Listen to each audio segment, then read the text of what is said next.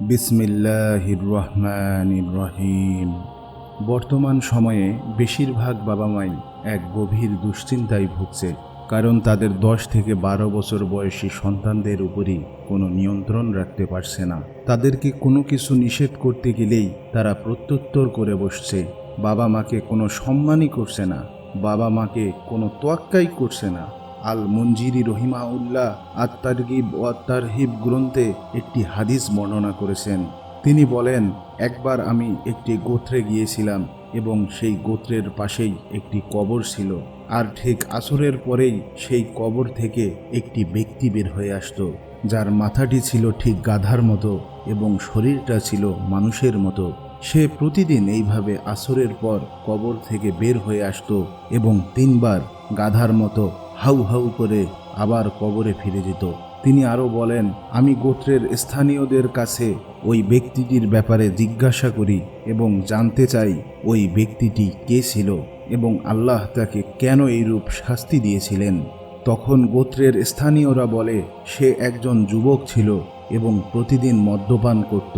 তারপর সে যখন সন্ধ্যার পর বাড়িতে ফিরে আসতো, তখন তার মা জাহান্নাম ও জাহান্নামের আগুন থেকে এবং পরকালের আযাব থেকে বাঁচানোর জন্য তার নেশাগ্রস্ত ছেলেকে নসিহা দিতেন এবং বলতেন, ও পুত্র, আল্লাহকে ভয় করো, মদ্যপান থেকে দূরে থাকো।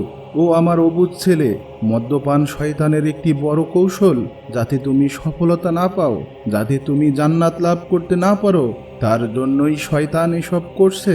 ও আমার ছেলে, তুমি কি এটা বুঝতে পারো না? শয়তান তোমাকে মদ্যপানে উৎসাহিত করছে, যাতে তুমি আল্লাহর জিকির করতে না পারো, যাতে তুমি নামাজ থেকে বিরত থাকো। সেই মা এভাবেই তার নেশাগ্রস্ত ছেলেকে নসিহা দিতেন। তখন কবরের ওই সাজাপ্রাপ্ত ছেলেটি তার মাকে কি বলতো জানেন? সে তার মাকে বলতো, ও মা, গাধার মতো হাউ হাউ করা বন্ধ করো। এই কারণেই আল্লাহ ওই যুবকটিকে এরূপ শাস্তি দিয়েছিলেন। আমার প্রিয় যুবক ভাইয়েরা, আজকের এই সময়ে এসে আমরা কি করছি? আমাদের বাবা মা নেশাগ্রস্ততা বা অন্য কোনো ভালো কিছুর জন্য কিছু বললেই আমরা তাদের উপর রেগে যাচ্ছি, প্রত্যুত্তর করে বসছি। যখন বাবা মা সন্তানকে জাহান্নাম ও জাহান্নামের আগুন থেকে বাঁচানোর জন্য নসিহা দিচ্ছে, তখন তাদের সন্তানেরা বলে বসছে, আমাকে এসব বলতে আসিও না, আমাকে জীবনটা একটু উপভোগ করার সুযোগ দাও, আমাকে স্বাধীনতা দাও এবং আমার জীবন থেকে দূরে থাকো।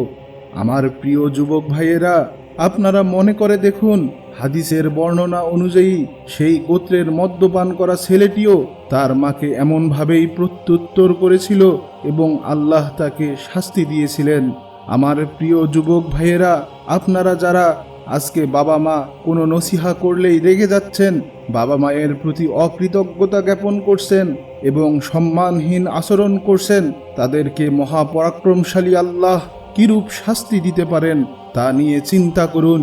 আল্লাহ সুবহানাহু ওয়া তাআলা আমাদের সকলকে পিতামাতার প্রতি কৃতজ্ঞ রাখুন এবং আমাদের কোনো আচরণে তারা যেন মনক্ষুণ্ণ না হন, সে ব্যাপারে সদা সজাগ রাখুন। আমিন।